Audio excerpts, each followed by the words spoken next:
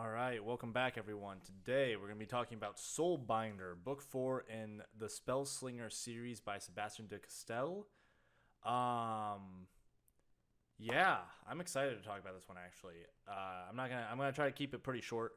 These books are pretty short, so I want to keep these reviews a little shorter. But this is probably my second favorite book in the series so far. Like, I really liked the first book. This was a close second. Because finally, we get to learn more about the Shadow Black, and I really wish that this had come a little earlier in the series, but I'm happy that we get it now, and I'm interested to learn about all the different powers and kind of how they work, and I'm happy we get that insight into these different abilities, and is shown more different Shadow Black abilities and how they do, or how they work. Um, I think that this book in particular has a great cast of side characters, and I think part of that is because Farius, Rikus, and Nephenia are basically not in most of the book. It's mostly just Kellen on his own with new characters, and I feel like each character kind of got their, like, Sebastian did a really good job with giving each of these characters depth that I felt like right away. Um, I am really was really excited about these particular characters, and again, I think it's because we have some of our other characters missing from this story since it focuses only on Kellen. You know, if they're not in the perspective, then we miss out on those characters. Um, I think that this was also one of the struggles between his, like, Kellen's father and the Abbey that I felt the most emotional stress for Kellen.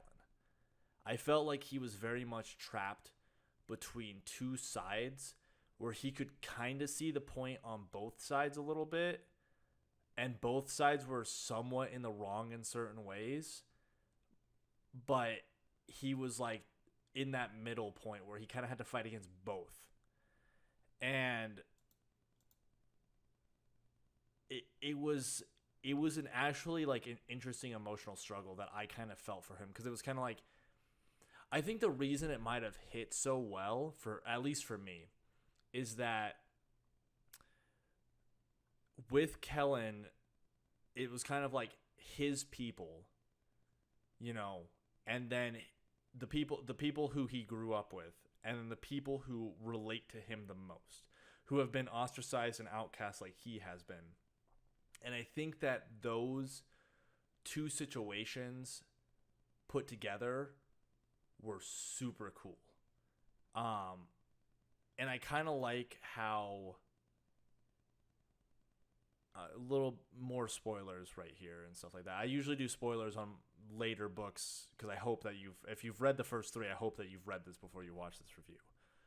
Um, but I feel like all the villains in this book, antagonists is probably a better word for them, like the abbot and Kellen's father and stuff like that, they all had their points. And, like, they had their points, but they also took them too far. Like, the abbot is right to be like, I need to defend my people, but in the way he could have done it without literally basically manipulate, like, completely, like, overtaking these and, like, corrupting these mages. At the same time, though, Kellen's father is power hungry, so I mean,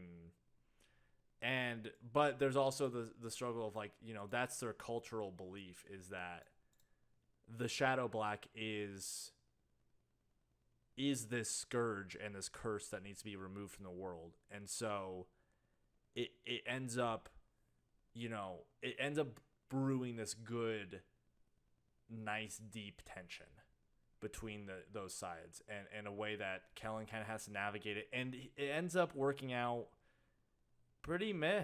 I mean, neither side really gets all of what they want, and, like, I think the Shadow Black people, what, that Obsidian Abbey, I think is what it's called, end up losing more in the end. I mean, like, the civilians get out with their lives, and that's something, but like they lose their home, so like, you know, it kind of sucks for them. But at the same time, like, Kellen's father really wanted to wipe out all of them. And the fact that Kellen basically put him in a position that was like, no, you can't do that, is really cool to see. And I think it's just I think this is just, that's probably why I like this book so much. So, critique. I did really enjoy this book. I just want to say that again. I thought this was probably the second strongest in the series so far. But it's another book where the entirety of the side cast is basically swept aside and made either killed or made completely irrelevant moving forward. This is something that I've kind of talked about. I think I've talked about this in a couple of at least in my last review for this series in book 3. I'm not a big fan of like, it can be fun. It can be a fun story to have the weekly, like, this is the problem we have to deal with. And I know it's kind of more of a TV trope, but it does happen in books too, where it's like, this book is this problem, and then the next book is this problem. The one thing that makes me think of it is like Magic Treehouse. It's kind of like that, where there's always a new fun situation to deal with. And that's kind of what these books remind me of. But I know these are technically YA, and I say technically because there is a lot of violence and like suggestive material in this, and some pretty descriptive violence too. So, but it's just like, there's no continuous, like, there's no threads that kind of continue to the next story. Like, the next story isn't influenced by the previous story. The only thing that's influenced each of them into a series is just Kellen and some very few, like a very thin plot thread that kind of ties them all together. But really, it could be anywhere. These stories could be set in any time of his life and be relevant. It's just about him traveling, basically. With all that said, they're still pretty good. I think that makes them, for me, that makes them much, much lower on like books I would personally recommend, or I personally like really like, because I like this continuous story of character development and these, you know, strong plot threads that travel throughout the entirety of the series, where it's like, you see something in the beginning and you're like, okay, and then you get like 6 books down the line and you're like, whoa, what? That's been set up from book 1? That's crazy. That's awesome.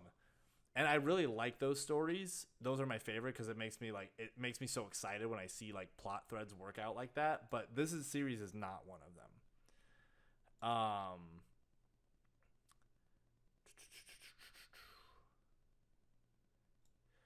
So I do feel like this book overall does give better insight into Kellen's situation. It finally gives us some backstory that at least I've been craving for a while. And I assume other readers have been as well. I think Sebastien does a great thing with side characters. I mean, the fact that he can make significantly like brand new cast of side characters pretty interesting right off the bat is a good talent to have. And it's really interesting that, you know, he can basically set up a whole new cast of characters almost every book, and they can be at least intriguing to a reader. And I think that this book situation in particular is interesting, at least to me. So I think that's going to be it for this one, guys. If you have any comments, make sure to leave them down below. Leave a like if you like the video. And I really appreciate everyone watching. I hope I see you guys all next time. Thank you.